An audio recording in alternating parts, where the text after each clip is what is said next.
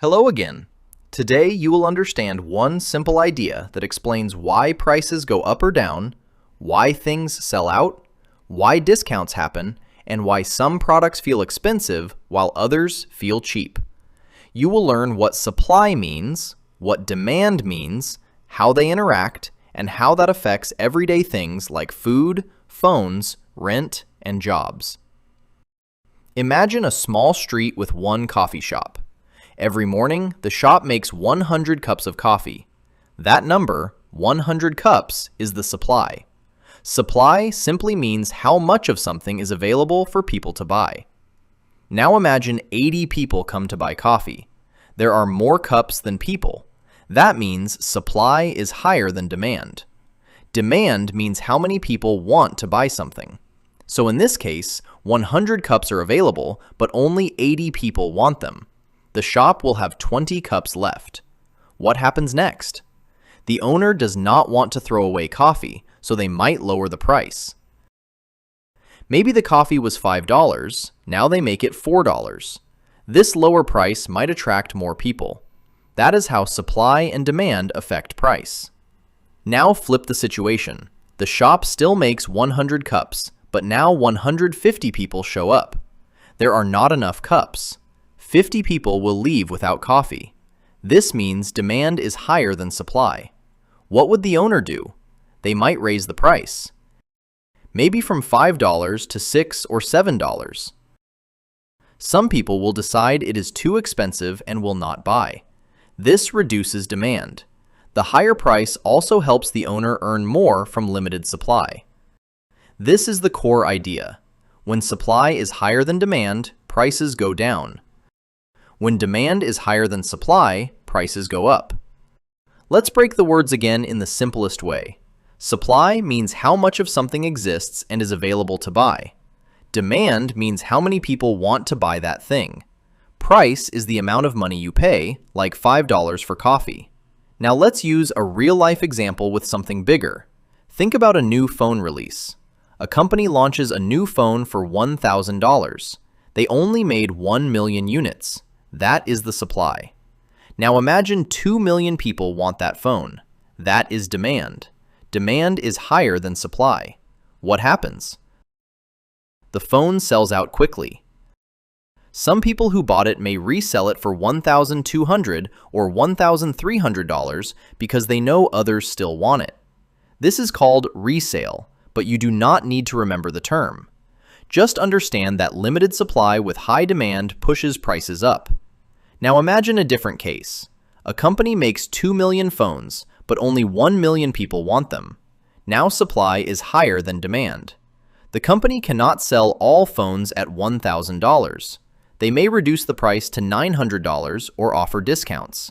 This helps increase demand and clear the extra supply. Let's take food as an example. Think about eggs in a grocery store. Normally, a store has enough eggs for everyone. Let's say a dozen eggs costs $3. Now imagine there is a problem with farms. Fewer chickens are producing eggs. Supply drops. Instead of having 1,000 boxes, the store now has only 500. But people still want eggs. Demand stays the same. Now supply is lower than demand. The store raises the price. Maybe eggs go from $3 to $6. Now imagine the opposite.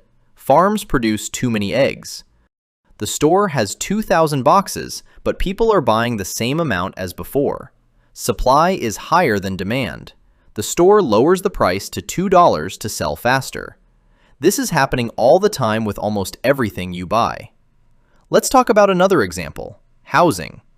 Imagine a city where 1,000 people want to rent apartments, but there are only 800 apartments available. Supply is 800.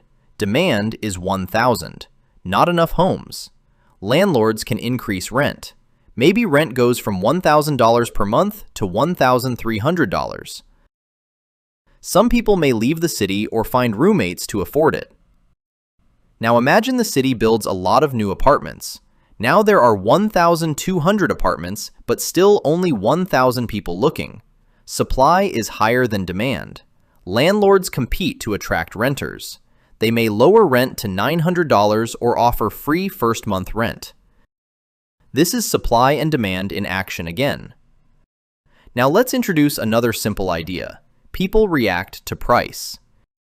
If something becomes more expensive, some people will stop buying it. That means demand goes down. If something becomes cheaper, more people will buy it. That means demand goes up. Example: gasoline costs $3 per gallon. Most people are fine with that. Now gas goes to $6. Some people drive less. Some take public transport. Demand drops. Now gas drops to $2. People may drive more or take longer trips. Demand increases. Supply can also change based on price. If something becomes more expensive, producers want to make more of it because they can earn more money. Example: if oil prices go up, oil companies drill more because they make more profit. That increases supply. If prices drop too low, producers may stop producing because it is not worth it. That reduces supply. Now you see something important. Supply and demand are not fixed. They are always changing. Let's go deeper with a full story. Imagine a simple lemonade stand. You make 50 cups of lemonade. That is your supply. At first, you price it at $2 per cup. Only 20 people buy. You have 30 cups left. That means demand is low compared to supply. You lower the price to $1. Now 60 people want lemonade. But you only have 30 cups left. Now demand is higher than supply.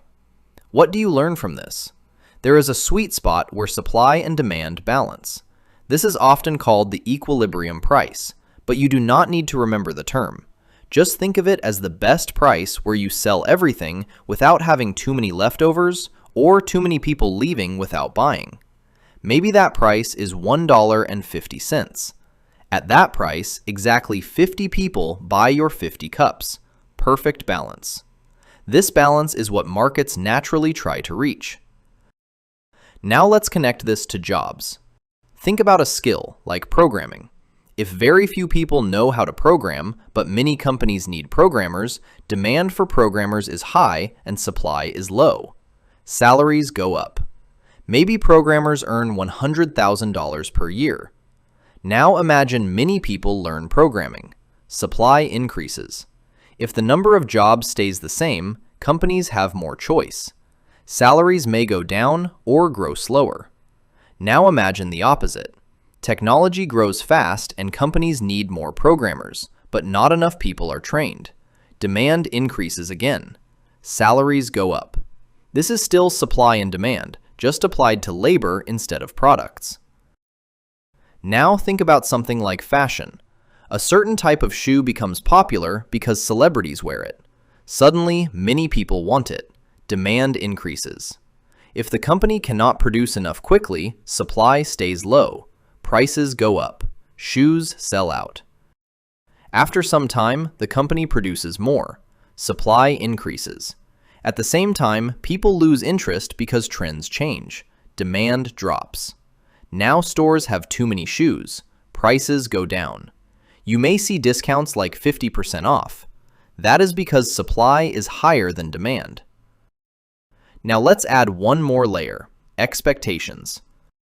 Sometimes people buy not because they need something now, but because they expect prices to change. Example: if people believe that the price of gold will go up, many will buy gold now. Demand increases. This can push the price up even before anything actually changes in supply. Another example: if people think a product will be cheaper next month, they may wait. Demand drops now. Prices may fall sooner. This shows that human behavior also affects supply and demand. Now let's bring everything together in a simple way.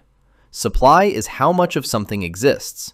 Demand is how much people want it. Price adjusts based on the relationship between supply and demand. High supply and low demand leads to lower prices. Low supply and high demand leads to higher prices. People and producers react to price changes, which then changes supply and demand again. It is a constant cycle. If you remember only one thing, remember this: prices are not random. They are the result of a simple tug of war between how much exists and how much people want. That tug of war is supply and demand, and it quietly controls almost every price you see every day. At the end, this same idea is one of the main reasons inflation happens, because when demand grows faster than supply across many things at the same time, prices across the whole economy start to rise. If you want to learn more about inflation, watch this video where I simplify what inflation really is. Consider liking this video and subscribe so you don't miss the next videos.